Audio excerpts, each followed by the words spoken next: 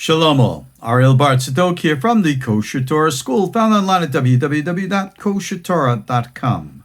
I'm bringing you now another lesson short in our series, which I've entitled Secrets of Psychic Development, based upon the teachings of the Ba'al Shem Tov, from the Sefer Ba'al Shem Tov, the Amud HaTefilah, the Pillars of Prayer. We're going to read from what's called Ot Tet Zion, or number 16, if you will, in the text. Now, as an important point here, we're going to be mentioning basic Kabbalistic concepts of the worlds. In Kabbalah, they refer to four basic worlds. From above to below, they are Atzilut, Beriah, Yetzirah, and Asiya. In the modern course of Kabbalah study, most of these worlds are discussed in theoretical format. In other words, you will read the writings of the Ariel, you'll read the writings of later Kabbalists and Hasidim, who all deal with these worlds from a philosophical point of view. And obviously, the problem with doing that is that their entire discussion is theoretical, not based on actual practical experience, and therefore everything that they discuss is speculation as opposed to actualization. That's kind of a big problem. So for many of my peers who are well advanced in Kabbalistic studies, they've read all the books. They could give you 100-page, 2, 3, 4, 5-hour discourse on the four worlds and the like. But, you know something? You'll find that the more people talk about something, the less they really know what it is.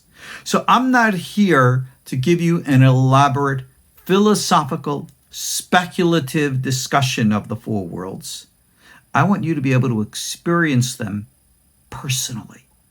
And in this respect, you'll understand why the Ba'al Shem Tov, this is the founder of the Hasidic movement, you don't get any more, in quote, religious than this. And that's why I called this series the Secrets of Psychic Development. You all know what psychic development. You see it all over the social media today. You see it with regards to what's called New Age movement, parapsychology, and get all this weirdo stuff out there. But what you don't have is actual real direction. Now here, this is a big problem with regards to the learning of meditation today. Many people in the West try to adopt teachings and practices of meditative traditions, say from places like India or China and the like, out of Hinduistic or Buddhistic or even Taoist traditions. Now, those systems are very profound, they're very deep, and they have intensely transformational effects to them, to those who practice them within the context of their application. It's the same thing with Judaism, Torah, and Kabbalah.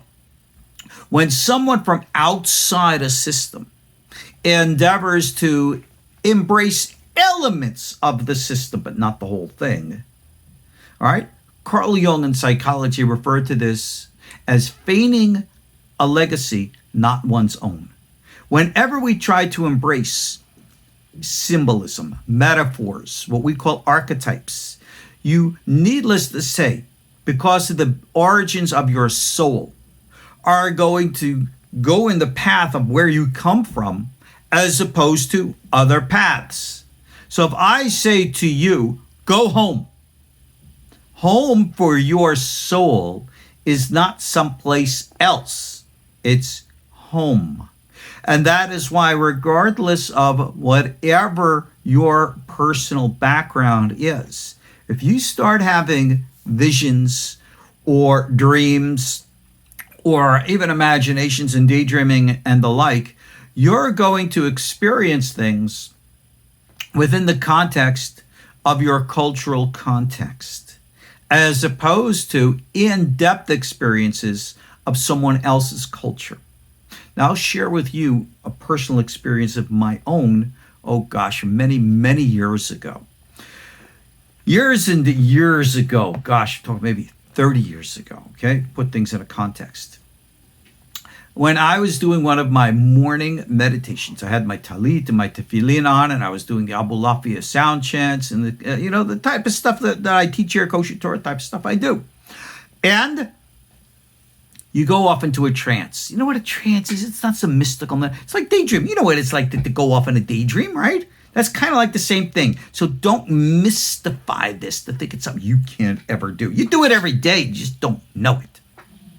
And in that little whatever it was, I saw myself in some foreign land. And gosh, the colors were so vividly real that I was impressed. I said, wow, that sky's really blue. That land, that dirt over there, that grass is really green. And as I gazed around, I saw a pagoda, which is one of those Indian type shrines. And I said to myself, I'm far away from home. And then I saw dancing around that shrine the image of a blue-skinned figure doing all kinds of Indian dances and extending his hand to me, saying, come dance with me. This is all my vision, if you will. And I remember saying, look, I understand you have your path. I understand God is one. We all serve the same master. But your path is not my path. Your way is not my way. My way is not to be dancing with you. Now, some of you goes, oh, you should dance. Don't you realize that was the image of Krishna? Yeah, I knew it was the image of Krishna. But do you even know what Krishna image is? If you understand it within the deep original contexts of what the Bhagavad Gita taught, no, most people don't. You're still thinking of Krishna as like some kind of a historical person, as opposed to transforming into the archetype of what it's supposed to mean. But I understood. And I said to the Krishna character, I understand, we're all part of the same creation that God has made, but my place is not here with you, dancing with you. My place is somewhere else. And I see he took his hand and he nodded to me and he went like this to wave me forward. And all of a sudden I was at the Western Wall, the Kotel in Jerusalem. And I saw the Kotel doors. I'm getting ahead of myself. I saw the Kotel split open like they were elevator doors with a stairway of light going up. And I went into that and then bam, I woke up. Now, that was a very profound experience for me.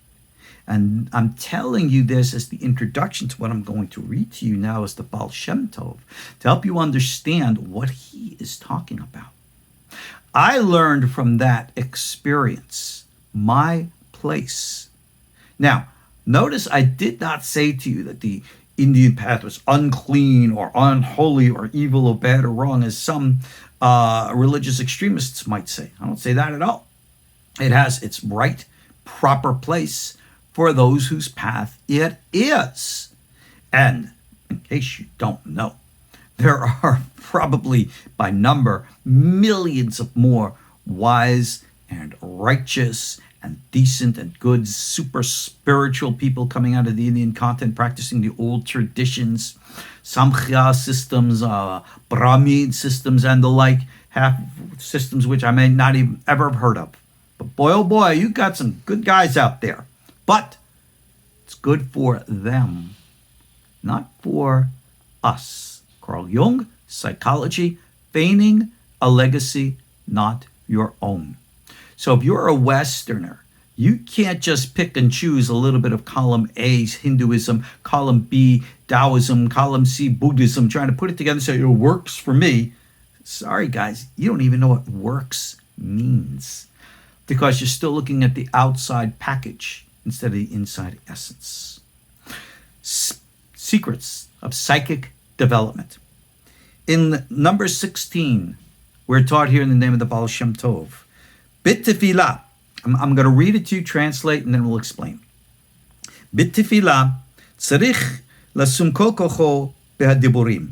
While one prays, one needs to put all one's power into one's speech. Vayilech kach me'ot le'ot Ad sheishkach megufaniut. And you go from letter to letter until you can completely forget all physicality.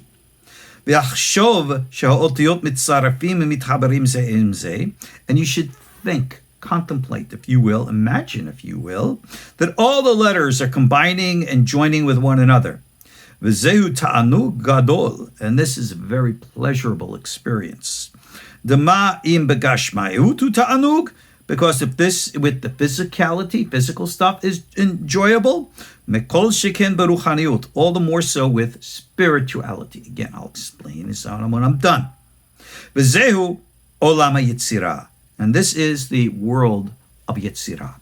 Okay, let's talk about this. The world of Yetzirah, that's that psychic spiritual realm around us. Very heavily, densely populated by all kinds of energetic entities, some of whom serve the divine as messengers, and therefore we call them malachim, or angels. It's also the place of many of what we call earth spirits and angels and other forms of life and spirits and the like, which are called daemons. I don't want to use the Western term demons because we misunderstand the nature of these entities. You got good entities and you got bad entities, just like you have good people and bad people. Now, what the Ba'al Shem Tov here is teaching us is a cultivation technique, which is found long before him in Abulafia and long before Abulafia in the biblical prophets. Remember what the biblical prophets did? They prophesied. But if you read the prophecies in the original Hebrew, they're mostly poetry. So when they would channel their prophecy, like we see with the examples of practitioners of this system in more recent era, like Rabbi Yosef Karo, the famous author of the Code of Jewish Law, which is the foundational, source of what we call today modern Torah Orthodox Judaism. He practiced this technique, and he would go off into this meditative trance, and his head could jerk back, and like in a trance state, a voice would come out of his mouth. And he said, something weird is going on. And the voice that would come out of the mouth of Rabbi Karo would say, I am the Shekhinah, I am the Mishnah, I am the oral Torah, and I am teaching you now. And when he would come out of his trance, he had no idea of anything that he spoke. Well, according to this, listen to this. I'll read ahead. V'harkach yavo le'otiot ha'machshava. Afterwards, you come to the letters, the realm of thought, mind. V'lo yishma ma shehu medaber, and you don't even hear what you yourself say. V'zeu ba le'olam ha'Beriah, and that's the world of Beriah. That's exactly what happened with Rabbi Yosef Karo, and his Talmidim students would sit and write this stuff down. That's exactly what was the biblical prophets. Jeremiah did this, and his Talmidim wrote this stuff down as well. Baruch, was his Talmud. That's what they did. So these techniques are still around to this day. Now, many people can channel on this, so they claim. But what they're channeling and who they're channeling and what. Remember, you're going into that place out there, better watch out what you're tapping into. Because just because something tells you he's an ancient Atlantean warlord or a Pleiadian from outer space or the archangels Michael and Gabriel doesn't mean that it's true. So hear this.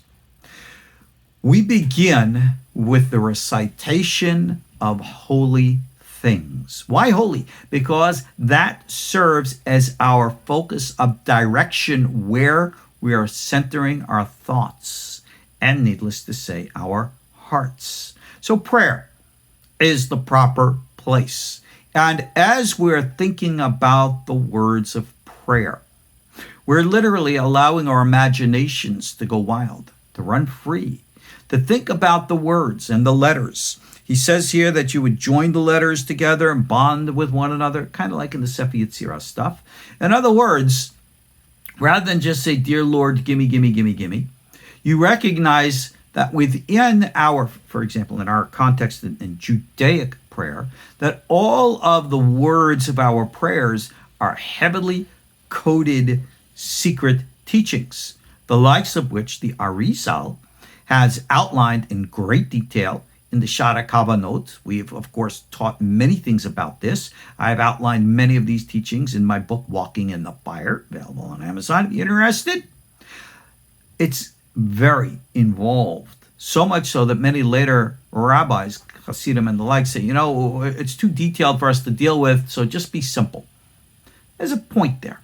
There's a point that I can agree with simplicity, but that's not what is being taught here. The Ba'al Shem Tov encourages us to allow our imaginations to run free along the highway of holiness, and allow your mind along the highway of holiness, the words of prayer, to imagine things, to get so deep into it. Like I gave the example of my vision before, and I called it a daydream. And I did that with intent, because you know what it's like to daydream. You know what it's like that you could be, if you're at work and you're bored out of your mind, you could be sitting there and going la, la, la, la, la. And your daydream becomes very intensely real to you. So you know what I mean.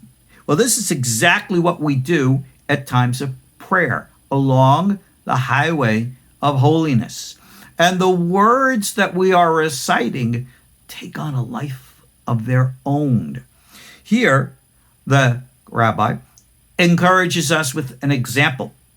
He says, if you're going to daydream and you're going to fantasize, let's say you're in the middle of the winter and you're sitting at your cubicle desk, bored out of your mind, or you're sitting at home, the COVID lockdown, and all of a sudden you go daydreaming and visualizing, I'm in the South Pacific, I'm on my private island, everything is beautiful. It becomes very real to you.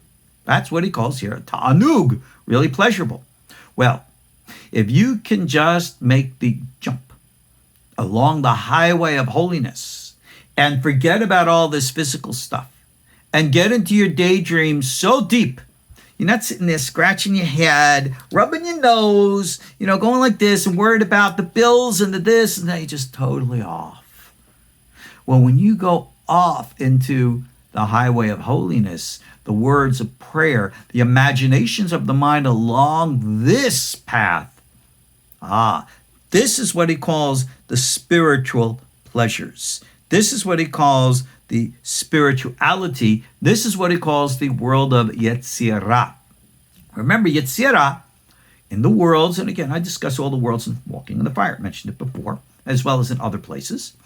It is the realm of personified feelings and emotions. So just like you saw the biblical prophets having, music and dance to get themselves into things, so you can have music and dance with the headphones today. You don't have to dance, but you get into the groove. And you completely forget the world around you, and you go in deep. And if you're on the highway to holiness with focus on holy things, words of prayer, bonding with God, your daydreams and imaginations going to take you places. And as long as you're focused on that which is good, you're going to go to a good place.